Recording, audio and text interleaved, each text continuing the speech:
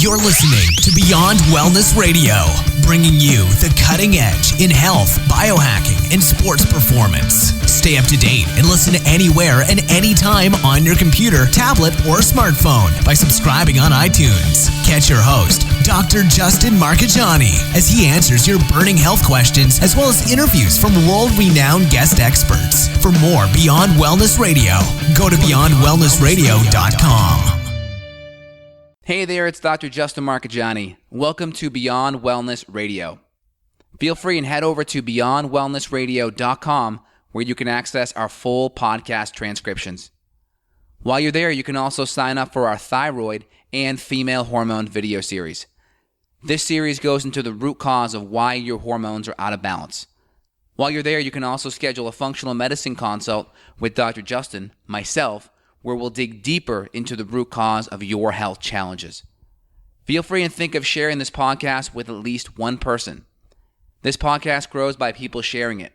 Sharing is caring. If you can think of one person that can benefit from this information, please feel free and share it.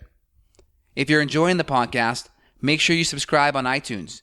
You can also click below the video or podcast where you'll see the iTunes review button and leave us a review.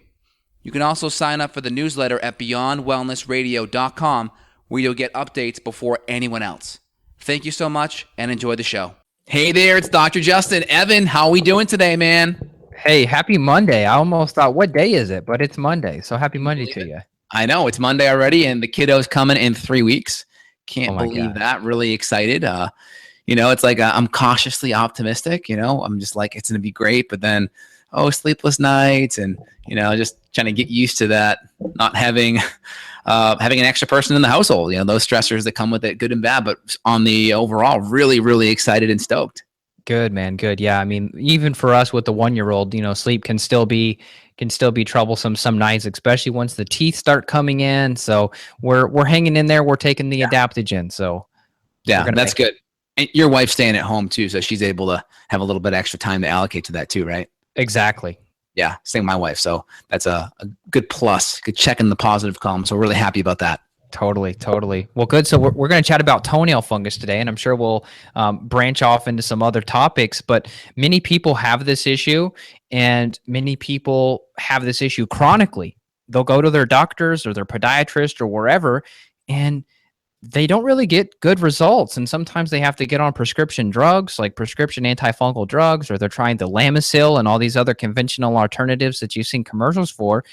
And once again, we think there's superior alternatives and superior solutions that we want to discuss with our audience today. Absolutely. And again, with toenail fungus, I'm actually dealing with toenail fungus again. Last time I had it was 8 years ago. Now my gut's doing pretty good. Again, I keep carbohydrates and refined sugar down pretty well. I do have some fermented foods every single day, but I keep the refined sugar and alcohol down. So last time I had a little toenail fungus was about 8 years ago. I treated it naturally with topical oil of oregano, and now it's just coming back. And I've just started applying some emulsified oil of oregano. And again, in my line, we use the GI Clear 5. And I'll be combining that with my herbal nail fungus soak from Long Creek Herbs. So we'll be doing that as well. And I'll have it gone another week or two. Typically what you see is like within 2 weeks, you start to see fresh growth coming out of the bottom of the nail. The nail that's already been kind of disfigured with that, slightly thickened yellowy hue kind of nail, kind of callus that forms on top of the nail, that's gone. You're not going to be able to reverse that. It'll just grow out nice and fresh. So I'm doing some of the topical oil of oregano, and I'm doing the soak as well. I'll be starting the soak this week, but I have it all ready to go. I got the apple cider vinegar for it, the one without the mother. You want the cheaper version, and then we'll mix it in there, and I'll do a 5-minute soak every night. But again, I haven't had it for 8 years. It slid back in. And again, my gut's doing really good. I'm taking some probiotics right now. I'm doing a lot of Saccharomyces boulardii, the Sacroflora, hitting that up hard. I feel like my gut's doing well. I'm going to do a stool test for the summer just to kind of see where I'm at and just make sure I'm on top of it. But sometimes toenail fungus can come back for many reasons, right? I'm in sandals all day. All right. So I'm not wearing socks. So there's a potential, maybe there's some stuff brewing there. I'm walking 10 miles a day on my treadmill. Maybe there's a little bit of sweating happening in my sandals. Maybe I got to disinfect my sandals a few times a week, right? Because I'm not wearing the socks on it. So that probably would be the reason that mine happen because I feel like my gut's doing pretty good. Digestion's good. Regularity's good. I'm never bloated or gassy. So again, we just want to fix what we find. Any thoughts, Evan? Yeah, so let's chat about other things that could be going on, like internally with people. So you mentioned your diet's dialed in. A lot of people, they're still getting a lot of sugars, though. Even if you're eating a good, clean, organic diet, you could still get exposed to a lot of sugar. So if you're doing like a brand of kombucha, for example, like I won't name drop, but there's a few. I'll name drop. You got Cosmic, Buddha's Brew. Those are some big ones. My favorite ones, I'll tell you. Let's put the focus on the positive. Okay. Like Kavita and GT Dave's. Those are my GT Dave's is great. Yeah, especially the ginger or like the Synergy. Those are like 2 grams of sugar per 8 ounces, or the Kavita is even a little bit less because they use a tiny bit of stevia in there. And they use a Bacillus and a Plantaris strain, where the GT Dave's are using a Saccharomyces strain. Yeah. Welcome, Samuel. Thanks for joining us. Yeah, I mean, in terms of the kombuchas, the reason I bring that up is because people just get crazy with them. Like I've seen a lady before who was drinking like 5 kombuchas a day, and probably the very high sugar brands. So who knows? It could have been like 100 grams of sugar per day, which that's going to be feeding a candida overgrowth. So even if your diet's dialed in, yeah, eat organic meats and veggies, but you drink tons of sugar in the form of a kombucha, I mean, you're really going to offset that. We've also got infections too. So if you've been on rounds of antibiotics, if you've got some type of yeast or fungus that's growing up in your gut after the round of antibiotics, if you didn't do probiotics at the same time, or if you didn't do the right dosage, or maybe you went to Whole Foods and got a consumer grade product as opposed to buying a professional product like Justin's or mine, we use a much higher grade formulas. And so even if you said, oh, I took antibiotics, but I did probiotics, if you just went and bought it at Whole Foods, it might not have been high enough quality to protect you. And you could still have some residual yeast and fungus in the gut. And you can test for this stuff, right? So like we'll run a stool test. Like you mentioned, you're going to do one on your own. Even the organic acids too. We can see fungal markers. We can see yeast markers, bacterial overgrowth, all sorts of stuff that's wrong. So if it's there, our philosophy is test, don't guess. And so you can spend money on conventional over-the-counter treatments. You and I will chat about some, kind of natural treatments as well, but we may have to take this battle to the gut. Yeah, and then anytime we see toenail fungus, it could be 2 major things. It can be a compromised immune system kind of thing because the gut's been overrun with candida, and maybe that candida has even gone more on the systemic side, right? Or it could just be kind of a topical thing, kind of maybe, a locker room kind of effect where you're walking around with a locker room without sandals on or something, or maybe my thing where I'm getting maybe a little too much sweat in my sandals, and maybe that's creating a breeding ground for mold or yeast. So again, sanitation, things like that are going to be on the helpful side. So I'm trying to get my sandals washed a few times a week and some good essential oils to kill stuff. So I'm doing that. And then obviously sometimes the infections have to get treated topically specific on that area because you treat the gut, but it's got to make its way a long way to the extremities to really get worked out. So that's a lot of basically lymphatic and blood flow that has to make its way there. And the question is, will the potency be there when it makes it to the end stage there? So that's where the topical piece is really important. Now, again, let's talk about the 3 ways you can test for it. So number 1, you can do a gut test, but that a lot of times we'll just look at the gut candida, like in a stool test that we may do. We may look at yeast. We may look at candida, microsporidium yeast. We may look at rhodotorula candida. We may look at got geotrichum on there. Yep, exactly. So these are all types of yeast. And again, fungus is kind of like the big umbrella, and under that fungus umbrella will be different yeast. And candida is a type of yeast. So just kind of keep that in mind. So we have the stool test looking at candida. We have candida that's kind of be a test that's more systemic, such as D. arabinose. D. arabinose will be a test, or D. arabinotic in the GPL test, right? The Great Plains lab test. But typically D. arabinose will be an organic acid marker for candida. And that's going to be more of a systemic marker. It's making its way out the urine. So it tends to mean that maybe the fungus is more systemic. And for the fungus to be in the toenail, unless it's a topical thing, right, then it's probably more of a systemic issue. So D. arabinose is important. And we see some people that have D. arabinose, but don't have it in the gut. And we see people that have it in the gut, but don't have it with the D. arabinose. So sometimes with the organic acid test, it may correlate, but sometimes it won't because the D. arabinose is more of a systemic marker. And then we have the blood test markers for candida. We have candida antibodies, IgG, IgA, IgM. And again, G is more of a long-term kind of antibody marker, and IgA and IgM more of a short-term type of antibiotic marker. So we are an antibody marker. So IgA, IgG, IgM, and ideally if IgA and M are high, it's typically a more acute issue with the candida and your immune system is trying to attack it, and it means it's more systemic. Got it. So I had yeast overgrowth when I got my stool test run a couple years ago. It was back when I had bacterial infections too, though. I had massive candida. Luckily, my nails weren't affected. I did have those vertical ridges. And then also we had a question too from Joseph. He said, white dots on skin. He said, is that caused by fungus in the gut? That's kind of a vague question, but Justin, what's your initial take? Yeah, I would say that sounds like tinea versicolor. Again, you can go into Google image. I'm going to do it right now. You put in tinea versicolor. You just have to know you're going to get the most severe form of it on Google image. So maybe I want to type in mild tinea versicolor because you'll get the most extreme thing where people's skin's like peeling off. But if you look on it, you're going to see some of those white dots or kind of like reddish dots. It's pretty clear on there. I got a couple right now. Yep.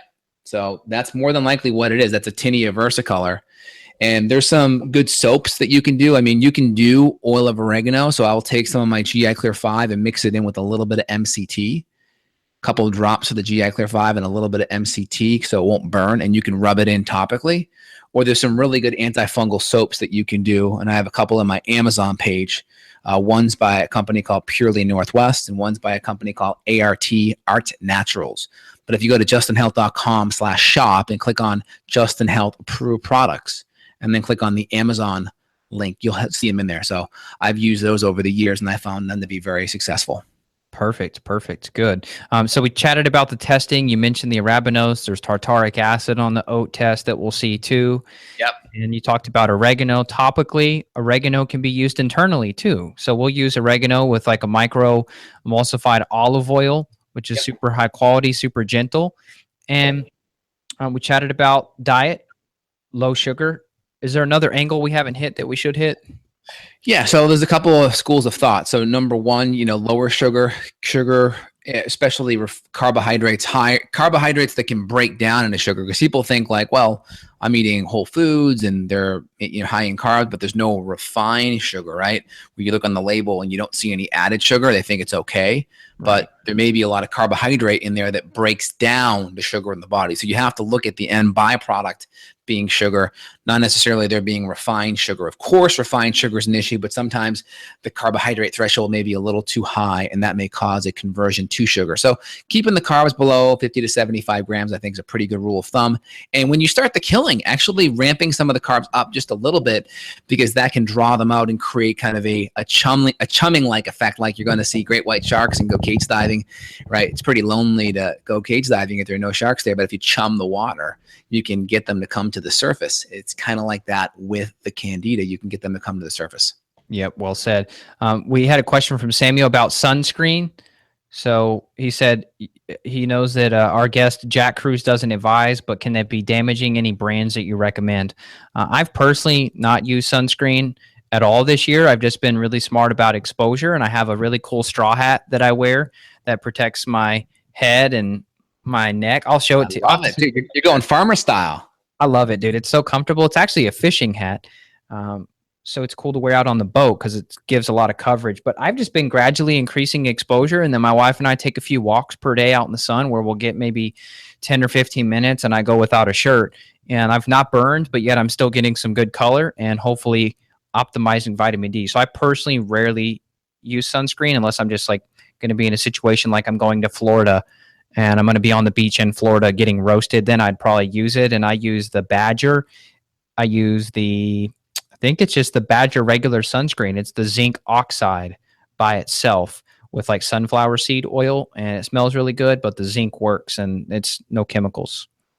Yeah, absolutely. And I disagree with Jack on the sunscreen thing. I think he's incorrect on that. I think don't use sunscreen. Get your minimal erythemal dose, MED. That's kind of where your skin gets a little bit pink. And again, for different people, that's going to be different things. Like for an African-American individual, that may be 8 to 10 hours out in the sun, virtually, maybe impossible to get unless it's like heart of the summer and you're in a low latitude area like maybe Austin or San Diego or Florida or something. For someone like me and you, Evan, that may be in the hot sun here today, 30 minutes, 15 minutes, right? Yeah. So get that minimal urethimal dose and then get the hat on or then get some of the sunscreen on because you don't want to burn, right? The UVA and B exposure, once you've reached that minimal urethimal doses, you're destroying collagen, you're destroying your skin, you're creating oxidative stress. There's no reason to do that. Now, the more melanin you have throughout that tan, or as Jack calls it, a solar callus, that solar callus is partly there because of melanin, and melanin's natural sunblock. That's why an African American individual, right, they have more melanin. That means more natural sunblock, right, because of where they evolved climate wise over thousands of years. And like, let's say someone like me or you, probably a European, maybe middle to northern climate, so less pigment in the skin, so you have less natural sunblock. So you get that minimal urethimal dose, and then you cover up, get a hat on, and you get some natural sunscreen. And I recommend skindeep.org, and they have some great recommendations. Again, I like the Marie Veronique. Marie Veronique is great. I love her sunscreen for the face, all food-based, really high quality, lowest ratings on Skin Deep.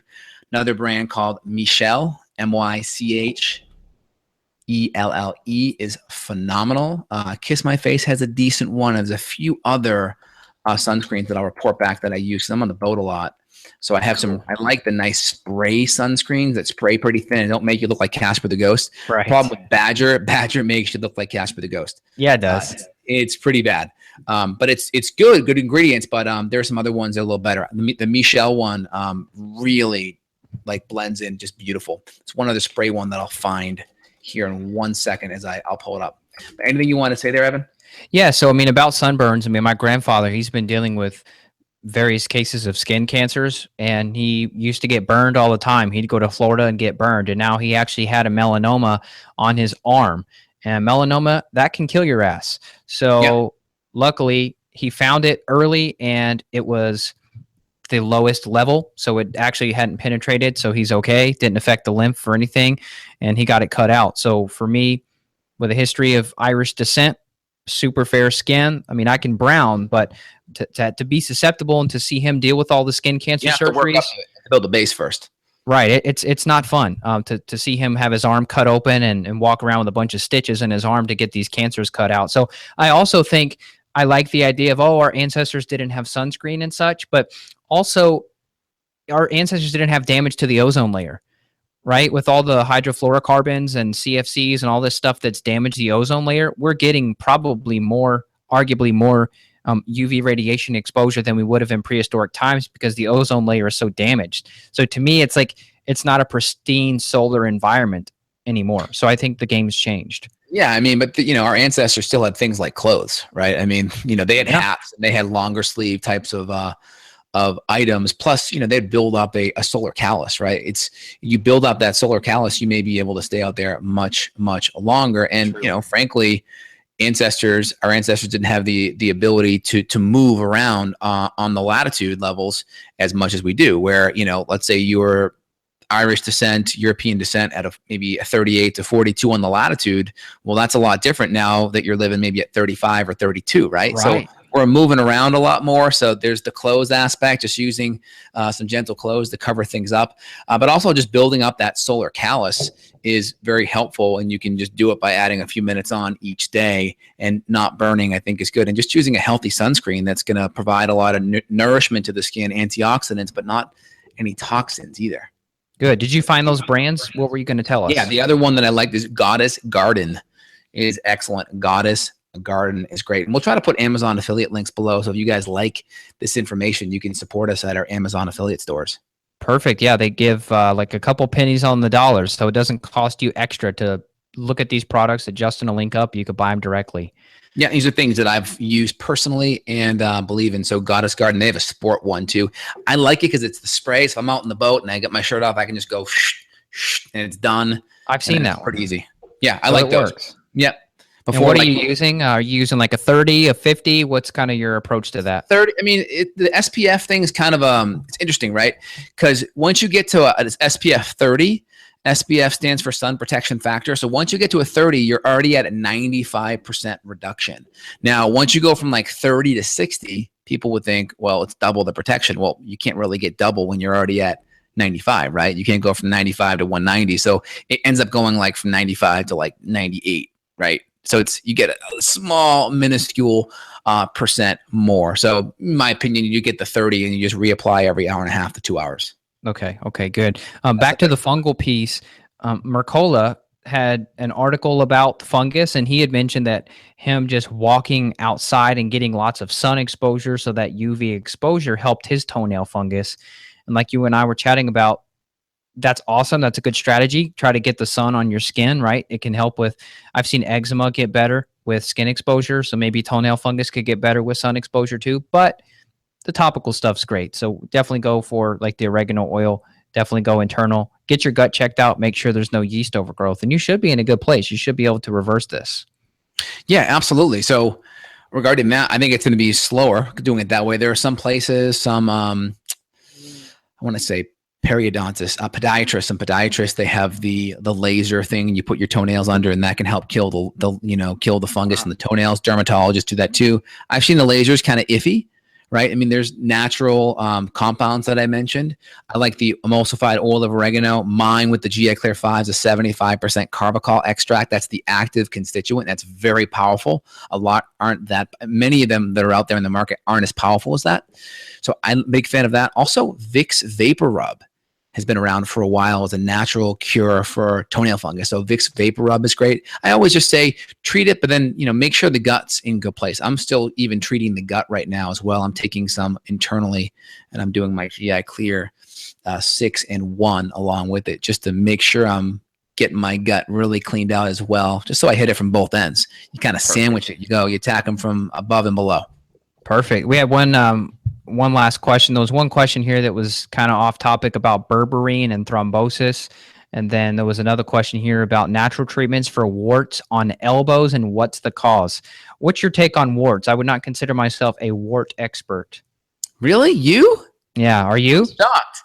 I'm shocked. Well, typically warts, that's going to be a viral issue, right? That's a papilloma virus. Again, there's different kinds of viruses that can create these type of warts.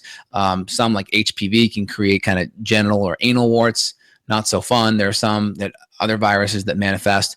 A couple things: you can get the immune system strengthened. High doses of monolaurin, vitamin C, reishi mushroom, medicinal herbs can help. Topically, I use a specific serum called J Bio Serum. I carry that in my online store. I like that as specific growth factors and stem cells that can attack it. I've seen some of these warts go away literally in just a few weeks. So I've seen that personally. And then outside of just the conventional way of freezing it off, but you want to get the underlying immune issue under control. So the immune support, the monolaurin, the vitamin C, high dose vitamin D, you can even hit silver up as well. These are all going to be great antiviral components that will help knock it down. Yeah, I had a plantar's wart on my foot when I was a kid. I was in martial arts class, and I think I picked it up just from the floor being dirty. Yep, that can happen too. And typically, if it's like that, your body will fight it off. I had one maybe 6-7 years ago. My body fought it off in a month or two. That's interesting. I noticed it. I just remember getting it gone. I remember getting it scooped out. That was not fun. I had like an acid Band-Aid, and it like burned the wart, and then I went to I guess it was a foot doctor, and they scooped out the little roots of it, and then it was gone. I was like maybe 10 or 12. I remember how brutal it felt, though. That foot is a sensitive area. It is, man. Absolutely. But Robert was asking about warts on the elbows, so hopefully that helps, Robert. And look up Earth Clinic too. I've not looked it up, but Earth Clinic, they've typically got some good recommendations for things you could do. Apple cider vinegar pops up all the time on Earth Clinic, so maybe that's a remedy. Acetic acid has a lot of antifungal effects. Getting your digestion better, right? The more food sits in your gut and ferments and acidifies and putrefies, that can put a stress on your intestinal tract for sure. Good. So the question about berberine, do you feel like answering that, or should we save that for another show? So what's the question about berberine, thrombosis? How does berberine increase thrombosis chances? I'm concerned about some of the rumors on that topic. I'm not sure about that. I'm not sure about thrombosis and berberines. I can pull something up here just in a minute. I mean, that's going to be thrombosis is going to be like clotting of the circulatory system. So will it increase clotting and obstruction of the venous flow? I would say no if we're reducing inflammation, because if we can reduce inflammation, a lot of the inflammatory cytokines is what creates a lot of the clotting. So a couple things you can do to prevent that is, number one, you can do systemic based enzymes on an empty stomach if you're concerned. That will help break down any of the fibrin or any congested compounds in there. Number two, you can use ginger, which is a natural anticoagulant and will prevent things from sticking around. And then number three, you can also do fish oil. Fish oil will also have really good effects on that as well. Yeah, I'm looking up here. The only contraindications I've seen for berberine would be, says avoided during pregnancy, for potential to cause uterine contractions and miscarriage, and then in jaundice neonates because of its bilirubin displacement properties.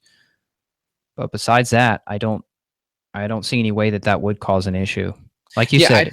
I think anytime you're systemically inflamed, there's definitely a chance of things just flowing around very sluggishly throughout the circulatory, lymphatic, and venous system. So that makes sense. So I just think you just do things to reduce inflammation.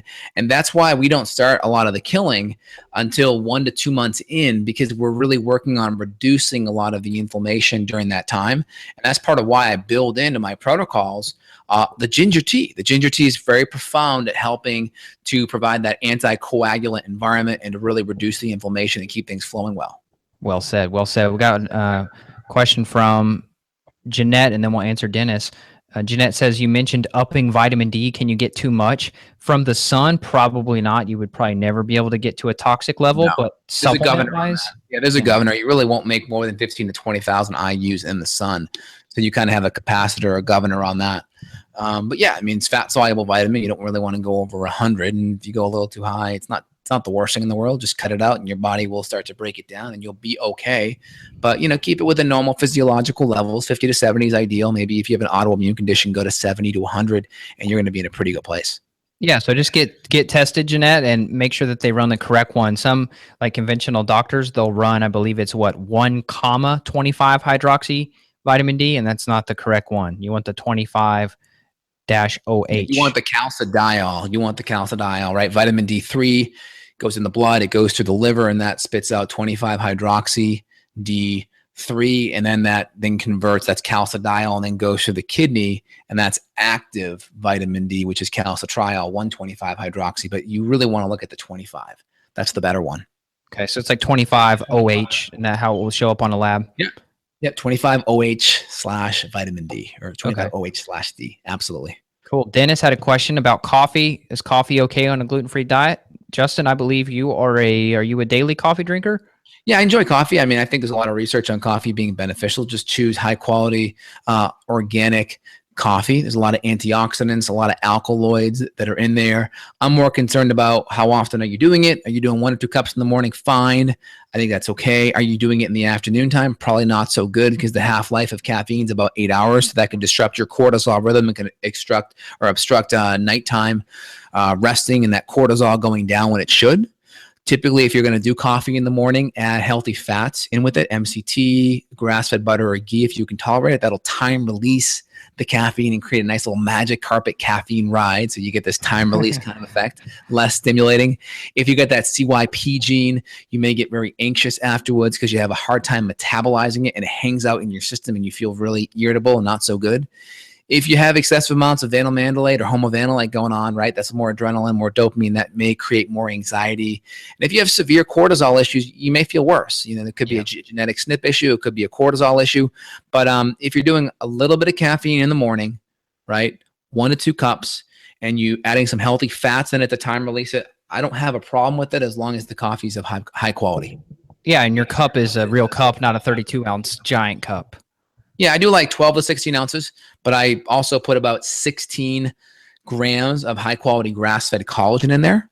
I put about a tablespoon of grass-fed butter, and I put about a tablespoon of MCT oil. So I get about 600 calories in my coffee. I get a ton of really good fat, which time releases the caffeine, and then I get a whole bunch of protein and amino acids in there, and then I get some really good alkaloids and antioxidants. Perfect. Last question here, Robert. Any idea why weightlifting worsens acid reflux symptoms? I mean, that sounds like a hiatal hernia, but what do you think? Yeah, I mean, I would need to know the scenario. Are we talking like you're eating within 1 or 2 hours and then you're having acid reflux because you're eating or because you're working out? Maybe you're working out, you're not giving enough time between your meals and then the exercise. So people that have kind of a gastroparesis thing happening where their intestinal tracts releasing the food a little bit slower from the stomach into the intestines, you may need to give it an extra hour. Adding some ginger can be a nice natural prokinetic. It will help stimulate that migrating motor complex to dump that food from the stomach into the small intestine, so it's processing faster. If you're having that issue, easiest thing is just work out first thing in the morning and just have a nice clean protein shake first thing with water, so you get instantaneous protein in the bloodstream within 30 minutes, or work out 4 to 5 hours after a meal and then have a nice shake right before, so you get those amino acids that aren't going to linger in the intestines because they're already pre-broken down. So Robert gave us a clarification. He said no eating, and specifically happening with pull-up type workouts. Could be a hiatal hernia issue. I mean, you're probably activating those lats when you're pulling up, Yeah. and maybe that's popping the rib cage and creating some tension on that cura, and it's pulling that diaphragm up or tugging that stomach. So here's your diaphragm, right? And here's your stomach, right? And it pops up above it, right? So that top part of that fundus of the stomach is popping up. That esophageal sphincter is popping up above it where the esophagus and the stomach meet. It's just going just above. Yeah. So what would you? Now you could do this. You could do this thing when you have your hands up and you swallow water, and then you drop back down on your heels while swallowing water like this, and that can help. I know it's a little funny, right? I'll bust a move. All right.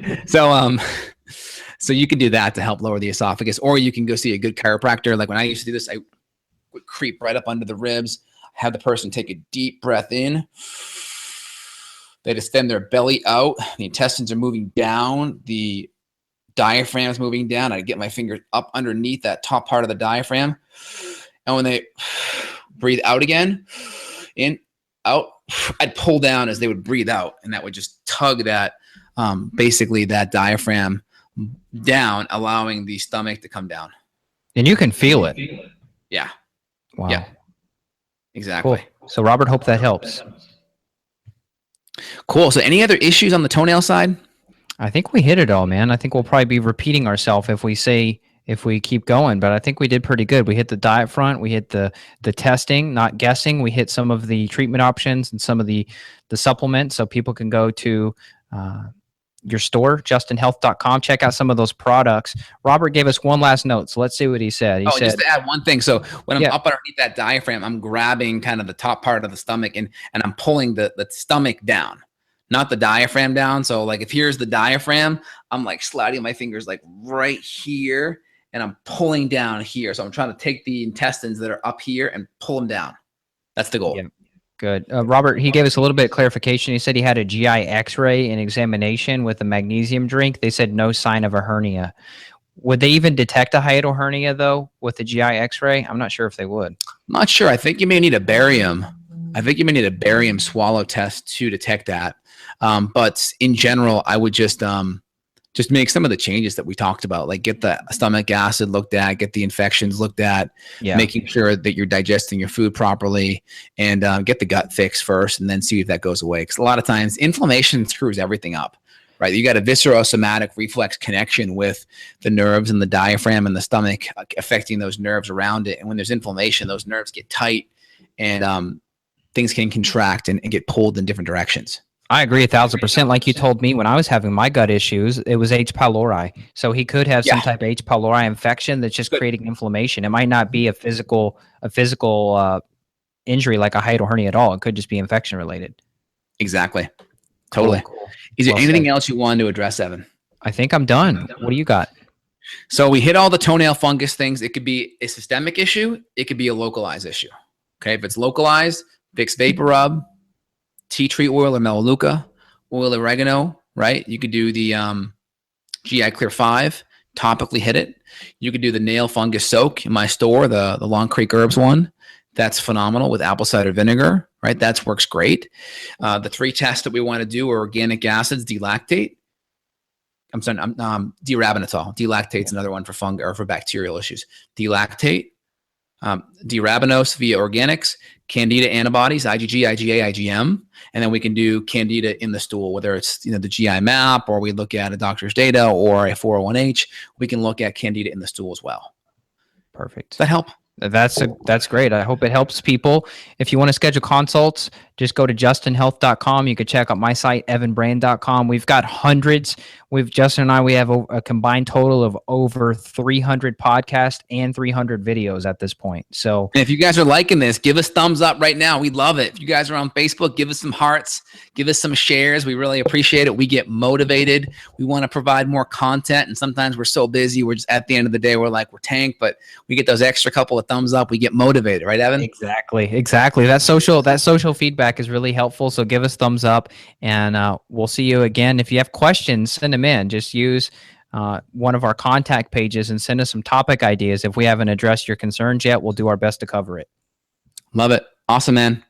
Take care. Have a great day. Take care of Facebook and YouTube. Got a question for Dr. J? Go to beyondwellnessradio.com and click the questions button. Then tune in to hear the answer. Also, if you like the show, click below to review us on iTunes. For more Beyond Wellness Radio, go to beyondwellnessradio.com.